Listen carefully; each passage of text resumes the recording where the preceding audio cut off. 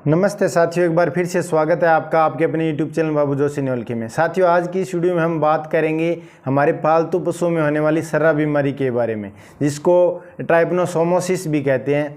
यह तिब्बरसा नाम से भी जानी जाती है और कुछ राज्यों में इसको चक्रवा नाम भी दिया जाता है, क्योंकि इस बीमारी से पशु है वो गोल गोल चक्कर काटने लगता है। इसके कारण इसको चक्रवा भी कहा जाता है। तो खासकर जो हमारी गाय भैंस है उनके बारे में हम बात करेंगे कि यह बीमारी होती कैसे आखिर और इसके लक्षण क्या क्या हमें दिखाई देते हैं, ताकि हम इसका उपचार कर सकें शुरुआती अवस्था में, और साथ में क्या हम देखभाल करें ताकि यह बीमारी न हो। साथियों, जब बरसात का मौसम होता है ख़ास तौर से, तो बरसात के मौसम के दौरान या बरसात के मौसम के बाद यह बीमारी होने के चांसेस ज़्यादा रहते हैं, क्योंकि यह मक्खी के द्वारा फैलती है। और मक्खी का जो सीज़न रहता है पशुओं के अंदर, वह बरसात के बाद जो घमस भरा उमस भरा जो मौसम होता है, जो रात का मौसम खास तौर से, उसमें यह मक्खियाँ भिनभिनाती रहती है और कहीं ना कहीं हमारे पशु को प्रभावित कर देती है। और यह मक्खी न केवल प्रभावित पशु बल्कि जो हमारे स्वस्थ पशु होते हैं उनमें भी यह आगे से आगे सर्रा बीमारी फैलाने के काम है वो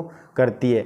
तो हमें शुरुआत में हम क्या सावधानी रखें ताकि यह बीमारी पशुओं में न फैले, और साथ में यह जो प्रोटोजोआ है, रक्त प्रोटोजोआ, जिसको हम ट्राइपनोसोमोसिस कहते हैं, यह ट्राइपनोसोमोसिस जो रक्त होता है उसके अंदर यह प्रोटोजोआ पाया जाता है पशु के, और जिसमें यह प्रोटोजोआ पाया जाता है उस पशु को यह डांस नाम की जो मक्खी होती है साथियों, यह काट लेती है। तो इसमें उस पशु में सर्रा नामक बीमारी हो जाती है।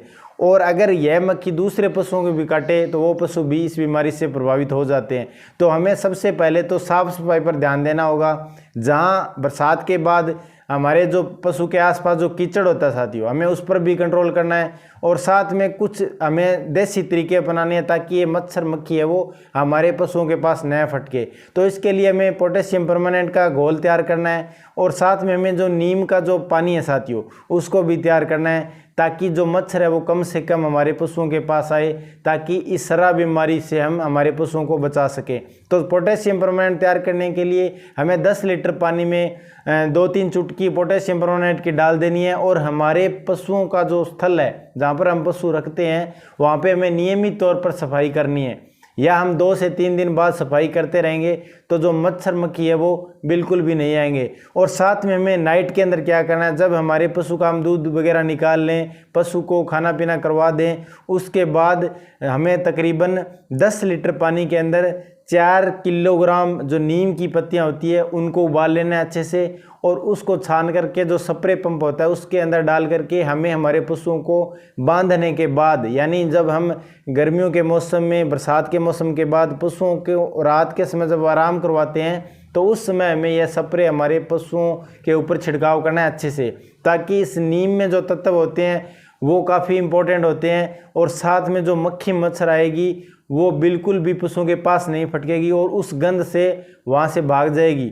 और यह जो नीम का ऑयल होता है साथियों, यह ठंडा भी रहता है, पशु गर्मी भी फील कम करता है, क्योंकि बरसात के बाद घमस भरा जो मौसम होता है उसमें पशु को गर्मी भी लगती है। तो यह दोहरा जो फायदा है वो नीम के पानी से होने वाला है। और साथ में हमें साफ़ सफाई पर बहुत ज़्यादा ध्यान देना है। हमारे पशुओं के नीचे की जगह है वहाँ पर कभी भी कीचड़ वगैरह नहीं होना चाहिए। जो हम पशुशाला हम बना रहे हैं या हमने बना रखी है उस पर, वहाँ पे जो पानी है बरसात का, वह बिल्कुल भी नहीं ठहरना चाहिए। पूरा पानी आगे ढलान में जाना चाहिए, यानी जहाँ पर हम हमारे पशुओं को रखते हैं वो जगह ऊंची होनी चाहिए जहाँ हम रहते हैं उस जगह से, ताकि पानी है वो जल्दी से सारा का सारा वह बाहर निकल जाए या नीचे की तरफ चला जाए। यह हमें विशेष तौर से ध्यान रखना है ताकि हम हमारे पशुओं को सर्रा नामक खतरनाक बीमारी से बचा सकें। अब साथियों, यह बीमारी अगर हो जाए पशुओं में तो पशु कौन कौन से लक्षण दिखाता है यह भी बहुत इंपॉर्टेंट है, क्योंकि अगर हम शुरुआत में कुछ उपाय कर लें तो इस बीमारी से काफ़ी हद तक छुटकारा मिल सकता है हमें, वरना यह बीमारी अगर ज़्यादा फैल जाए तो कहीं ना कहीं पशु की मौत भी हो जाती है। अगर हमने पशु को समय पर ट्रीटमेंट न दें, समय पर हम पशु की देखभाल नहीं कर पाएँ, तो यह काफ़ी खतरनाक बीमारी है। तो हमें लक्षण पहचानना बहुत ही ज़रूरी है। तो लक्षणों में सबसे पहले तो बुखार है पशु को आता है साथियों।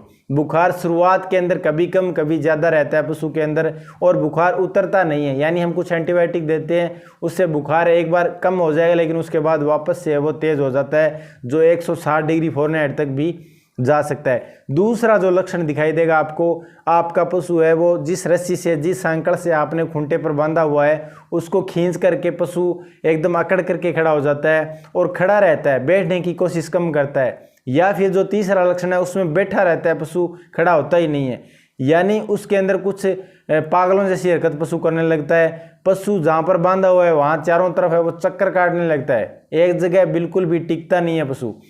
और साथ में पशु का जो आँख है साथियों, उसकी जो झिल्ली है वह आपको लाल दिखाई देने लगेगी। और साथ में जो पशु है वह पेशाब बार बार थोड़ा थोड़ा करने लगता है और पशु का खाना पीना वो कम हो जाता है। और साथ में पशु के नाक से पानी बहने लगता है। और जो छोटे जो पशु होते हैं साथियों, उनके जो आँखें हैं उनके अंदर गीड जाला जैसा है वो बाहर निकलता रहता है। तो ये काफ़ी लक्षण है साथियों। इन लक्षणों से आप आसानी से पहचान सकते हैं कि आपका पशु है वो सर्रा बीमारी से ग्रसित हो गया है। और धीरे धीरे पशुओं की हड्डी चमकने लगती है, पशु वीकनेस हो जाता है और पशु फिर बैठ जाता है और वापस से खड़ा नहीं हो पाता है। और जब पशु बैठा ही बैठा रहता है, खड़ा नहीं हो पाता है, तो ऐसे में पशु की जो बॉडी है नीचे से वो सड़ने लगती है, गलने लगती है, उसमें से बदबू आने लगती है और धीरे धीरे वो पशु ज़्यादा जो तकलीफ है पशु को होने लगती है। तो ऐसे में हमें सावधानी रखनी बहुत ही ज़रूरी है साथियों।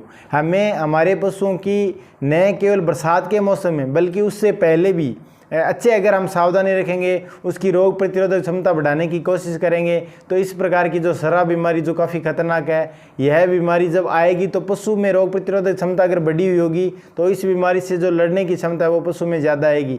तो हमें पशुओं को हमेशा आंवला और विटामिन सी का अच्छा स्रोत है, और साथ में हमें तुलसी, एलोवेरा और हमारी जो काली मिर्च, जो हल्दी पाउडर, ये तमाम जो चीज़ें हैं वो हमें हमारे पशुओं को खिलाते रहना चाहिए, ताकि जो पशु की इम्यूनिटी पावर है वह अच्छी ग्रोथ कर सके।